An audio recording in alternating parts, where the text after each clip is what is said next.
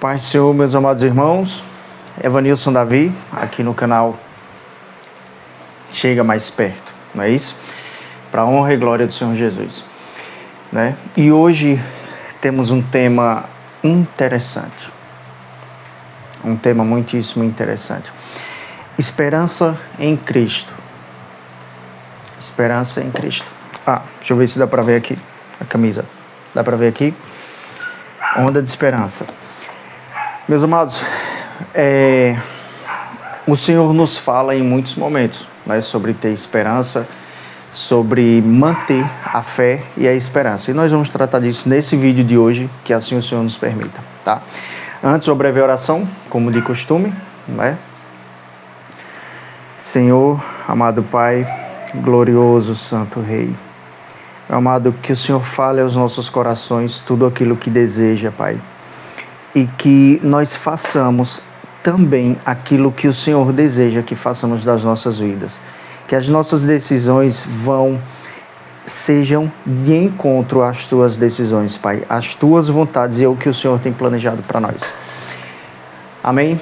Meus irmãos, então, o nosso primeiro tema vai estar em Jeremias. Nossa primeira referência bíblica, né? Jeremias 29:11. Vai estar escrito desse jeito aqui. Porque eu sei os pensamentos que tenho sobre vós, diz o Senhor, pensamentos de paz e não de mal, para vos dar o fim que esperais. Então me invocarei, e ireis, e orareis a mim, e eu vos escutarei.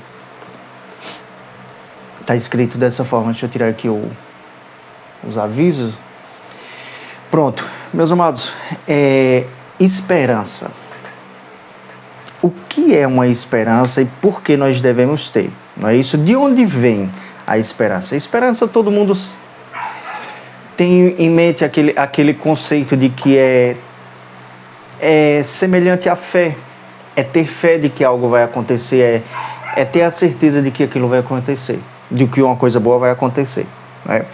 Mas de onde vem a esperança? Vem da fé, vem das promessas que Deus fez a você. Entende o que eu digo? Deus te disse que vai ficar tudo bem, que vai ficar tudo bem, que Ele vai resolver as coisas e que você vai estar bem. Então, tenha fé, tenha esperança, acredite nisso, acredite na palavra dEle, não é? As promessas de Deus, elas têm esse sentido na nossa vida, de nos dar esperança, de nos fazer aguardar, de nos fazer crer na promessa dEle, ainda que esteja tudo difícil. Vanilson, tem algum exemplo para a gente ver? Tem. Um muito comum seria o de Abraão. Abraão, quando recebeu a promessa de que seria pai de muitas nações, sendo ele um senhor de idade e a esposa Sara sendo infértil, né? Ele recebeu essa promessa de Deus e o tempo acabou se passando. O tempo passou e nada aconteceu. Tipo, se ele seria pai de nações, ele recebeu a promessa que seria pai de nações, então ele teria que ter filhos. Entende o que eu digo? Ele teria de ter filhos e isso não aconteceu. A esposa Sara continuou estéril. Pior, ela envelheceu a ponto de, além da esterilidade, não sei se pronunciei certo, mas tudo bem. Além disso, ela tinha a idade muito avançada, não podia ter filhos, mas a promessa de Deus estava de pé, porque Ele havia dito que faria, não é? E aí houve uma questão. Sara e Abraão não esperaram a promessa de Deus se cumprir. Não esperaram. Eles fizeram o quê?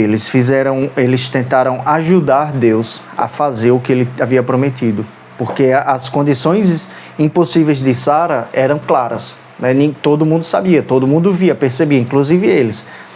E aí Sara disse: olha, se Deus tem essa promessa na tua vida de que tu vai ser pai de nações, então tenha um filho com a minha concubina, com a ajudadora dela, não é? Tenha um filho com ela, para que tu receba essa promessa, porque se não for assim, não vai receber. De mim, não vai receber. Olha o meu estado, sou velho, infértil. E aí assim Abraão fez.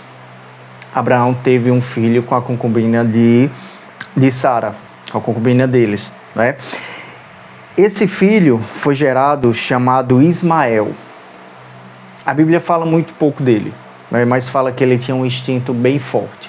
Fala que ele era uma pessoa muito forte. E fala também de que a sobrevivência dele foi um milagre, já que eles foram colocados para morrer, enfim, depois. Foram expulsos e não tiveram condições de sobreviver. E aí, os estudos mostram que Ismael é o pai daquelas nações do Irã, Turquia, daquela região toda violentíssima, né, que se tornou inimiga de quem? De Israel. Os estudos mostram que ele é o pai, que ele é o formador daquelas nações, né, daquele povo mais violento. Enfim, isso é só uma questão de história. Mas no fim, meus amados irmãos, no fim, aquilo que Deus disse que ia fazer, Ele o fez. Ele fez através de Isaac agora, né? Dando Isaac a Sara e esqueci o nome dele, e a Abraão. Dando Isaac a Sara e a Abraão. Sara, que era infértil e velha, a gente já viu isso, repetiu muitas vezes. Sara, que não tinha condições nenhuma de ter filhos, teve filho, chamado de Isaac, né? Isaac realmente foi quem? O filho da promessa de Deus. Entende? Aquele que Deus dizia: aguarde que eu vou fazer, aguarde que será comigo. E aí Deus o fez. Deus deu essa promessa a eles. Entendem? No entanto, por não aguardar, houve um preço muito alto, né? As nações que se formaram a partir de Ismael são todas inimigas de Israel. Entende isso? Não aguardar o trabalhar de Deus, aquilo que Ele prometeu, não é? Vejamos só aqui outro exemplo. Deixa eu ler aqui, vai ficar mais fácil, mas em Hebreus 10, 23. Apeguemo-nos com firmeza à esperança que professamos, pois aquele que prometeu é fiel para cumprir. A palavra de Deus diz: eu quem prometi. Ela está dizendo: eu quem prometi. Se eu prometi, eu vou fazer. Se eu prometi, eu vou cumprir. Entendem isso, meus irmãos? É o que Ele está dizendo a você hoje. Ele te prometeu que ia te dar alguma coisa, que ia sarar você, que ia curar você, né?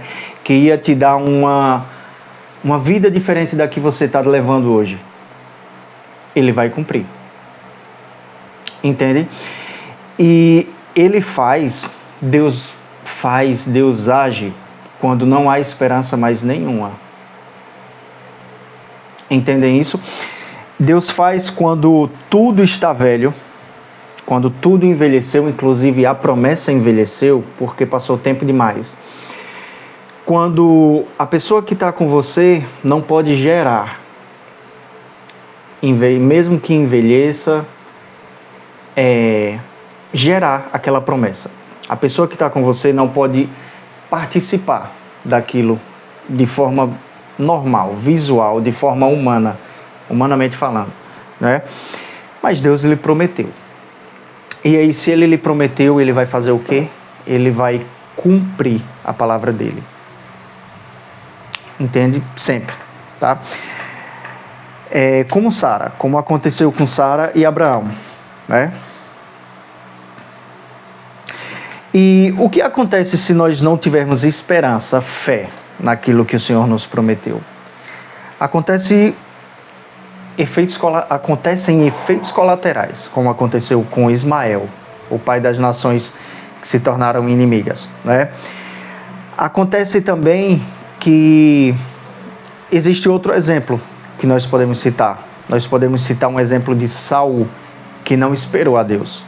Antes de uma batalha contra os amalequitas, ele deveria ter aguardado Samuel por 7 dias. E Samuel chegaria e falaria com Deus. Saul não fez. Saul não aceitou isso, né? E aí Samuel vai chegar. Deixe-me ver aqui. Samuel vai chegar no tempo previsto e vai dizer: você agiu como um insensato, disse Samuel. Você não obedeceu a ordem que o Senhor, o seu Deus, lhe deu. Se tivesse obedecido, o Senhor não teria estabelecido, o Senhor teria estabelecido, né, para sempre o seu reino sobre Israel. Mas agora o seu reinado não se manterá. O Senhor procurou um homem segundo o seu coração e o designou líder do seu povo, pois você não obedeceu à ordem do Senhor. Está escrito em 1 Samuel 13, capítulo 13, versículo 13 e 14. Tá? Outro exemplo que nós vemos é Saul, de não ter aguardado a promessa de Deus. Há muitos outros exemplos, mas nós podemos nos ater a esses dois aqui, né? Saul não aguardou a promessa de Deus e quis fazer por conta própria. Foi à batalha e aí com a batalha ele perdeu. Perdeu o reino de Israel todo, né? A família dele seria a sucessora, permaneceria no reino como Deus havia prometido, como Deus disse aqui. Mas não foi, não permaneceu, porque ele desobedeceu a Deus. Ele não aguardou o que Deus disse para que ele aguardasse. Tá? Temos outros exemplos, né? E aí, meus amados, Evanilson está falando de esperança, essa coisa toda, tudo bem. E aí, por que falar de esperança? Deixa eu pedir licença só rapidinho aqui, viu? Deixa eu fechar aqui.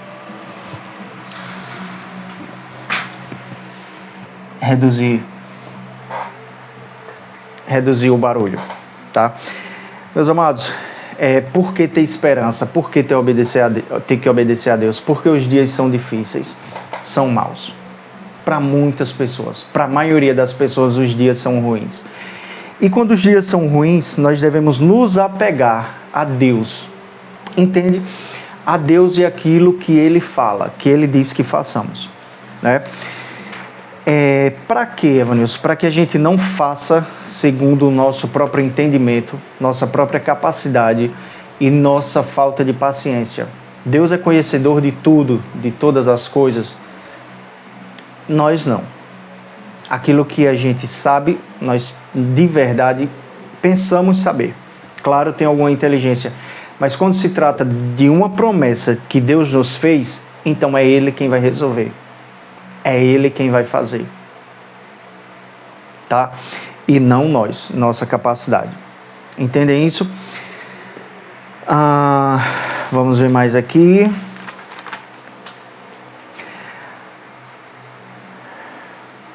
E uma coisa interessante de que falei sobre os dias serem maus hoje, nós percebemos isso, né?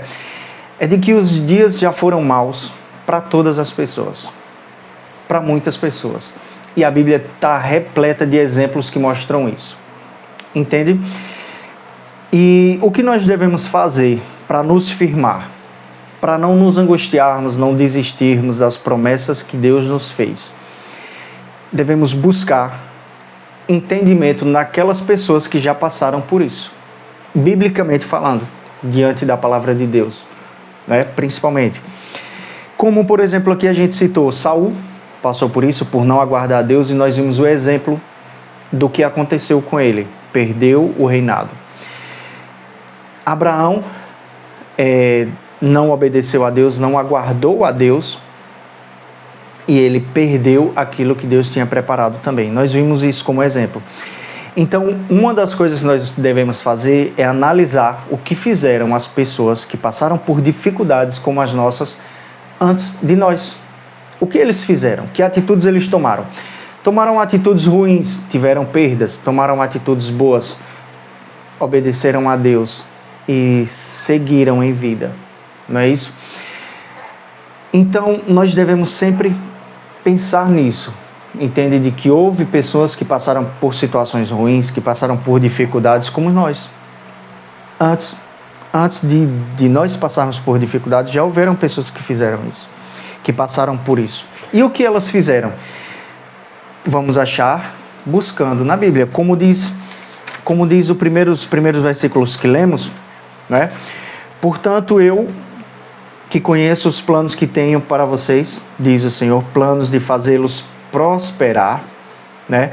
E não de lhes causar dano, plano de dar-lhes esperança e futuro. Deus nos tem um futuro preservado, designado para a gente. Entende? Ele sabe de todas as coisas. Então o que a gente faz? Espera parado? Há situações que sim. Há situações em que ele faz parar. E aí, há momentos em que ele vai deixando você andar com suas próprias pernas em algum tempo, tá? Mas sempre confie em Deus, na promessa que ele fez. Se ele fez a promessa, se ele disse que faria, ele vai cumprir. Ele é fiel para cumprir. Entendem isso? Né? E caso nós queiramos ajudar Deus a cumprir a promessa dele, então vai haver algum erro, vai haver alguma perda, como Sara e Abraão e como Saul. Vai haver uma perda. Não é isso? Se Deus nos falou, então devemos descansar o nosso coração, mesmo sabendo que é muito difícil, mas ele vai cumprir, tá? Porque ele é fiel para cumprir todas as coisas, né? Para a gente concluir, meus amados, Saul não conseguiu esperar um pouco, né? O medo, a pressão das circunstâncias e a diminuição das suas forças o levaram a desobedecer uma ordem específica de Deus, dada por meio do profeta Samuel, né? Sua falha em esperar custou-lhe a permanência no reino e resultou na escolha de Davi para ser o próximo rei de Israel. Em resumo, enquanto Abraão e Sara agiram na impaciência, tentando realizar o que Deus havia prometido, Saul também agiu na impaciência, desobedecendo uma ordem clara de Deus sob pressão, porque Saul teve muita pressão. Ele tinha pressão na batalha, né? Enfim. E ambos são exemplos de como a falta de esperança e confiança no tempo divino, no tempo de Deus, podem gerar consequências negativas, tá? Então é isso, meus amados.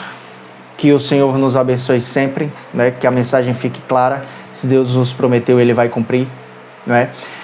E que nós consigamos aguardar ao tempo dele. Se em algum momento ele for deixando que você ande, que você dê os passos, então vá dando, mas com limitação, em oração. Não adiante as coisas querendo ajudar Deus a cumprir a sua promessa, tá? Fazendo sempre em oração, pedindo permissão a Deus, para que esteja em concordância a nossa vontade com a vontade dele, sempre, tá? Então é isso, meus amados. Até